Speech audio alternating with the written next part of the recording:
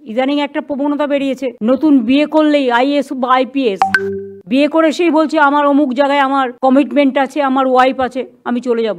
ISA join করছে, 6 মাসের মধ্যে পালিয়ে যাচ্ছে। এর তো জয়েন করা উচিত নয়। যারা জয়েন করবে তাদের কাছে একটা লিখিয়ে নাও যে আমি কিন্তু গভর্নমেন্টকে সার্ভিস দেবো, আমি কোনো কারণেই রাজ্য ছেড়ে যাব না, তবেই আমি আমার রাজ্যে জয়েন করতে দেবো।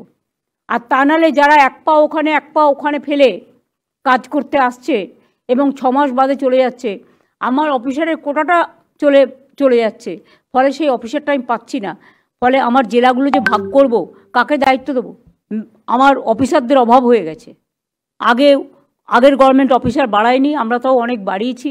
যে 3 বছরের জন্য কাজ করতে যাচ্ছে, ডিএমই হোক, এসপি হোক বা অন্যান্যরাই হোক, তারা ভাবছে আমার তো 3 বছর 2 বছর কাজ, আমি আমারটা করে দিয়ে চলে যাই, আমার কি দরকার প্রোঅ্যাক্টিভ হওয়ার।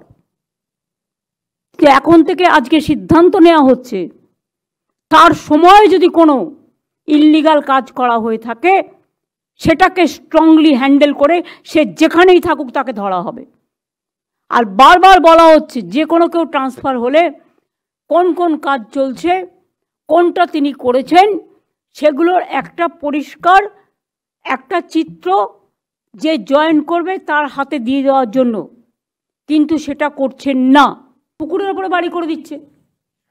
আরে আগে তো দিনের পর দিন আমাকে আজকে 2006 সালের জমির টাকা দিতে হচ্ছে। ল্যান্ড অ্যাকুইজিশন করে বামফ্রন্ট সরকার চলে গেছে বাইরে, বড় বড় কথা। 6 সালে যা মার্কেট প্রাইস ছিল, আজকে 24 সালে মার্কেট প্রাইস অনেক বেড়ে গেছে, আমাকে আজকের মার্কেট প্রাইসে দিতে হচ্ছে। আর সব চলে যাচ্ছে কোর্টে। কোর্ট তো আর বুঝবে না আমার টাকা আছে কি নেই, সে একটা সিদ্ধান্ত দিয়ে দিচ্ছে। গভর্নমেন্ট টাকাটা পাবে কোথায় এটা তো বোঝবার ক্ষমতা আমাদের আছে।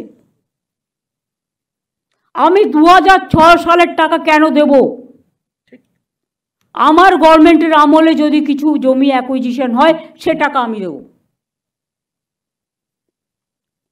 এটা স্টেট ক্যাবিনেটে নিয়ে এসে সিদ্ধান্ত নিতে হবে। একে তো লোনের বোঝা, প্রতি বছর 75,000 টাকা, 1 লাখ টাকা দিতে হচ্ছে, 75,000 কোটি টাকা, 1 লাখ কোটি টাকা দিতে হচ্ছে। তার উপরে যত জমি কিনে গেছে, নিজেরা এনজয় করে গেছে, অত্যাচার করে গেছে, দখল করে গেছে, আর সেই টাকা আজকে আমাদের দিতে হচ্ছে। আর এদের মুখে আবার বড় বড় কথা। আমাদের এখনকার সিস্টেম হচ্ছে যে জমি আমি এখন কিনবো, আমি নিজে সঙ্গে সঙ্গে টাকা দিয়ে দেবো, যাতে আমাকে ফেলে রাখতে না হয়, আমি ভবিষ্যতের জন্য যাতে কাউকে কোনো সাফার করতে না হয়। এটা একটা গভর্নমেন্টের সিস্টেম হওয়া উচিত বলে আমি মনে করি।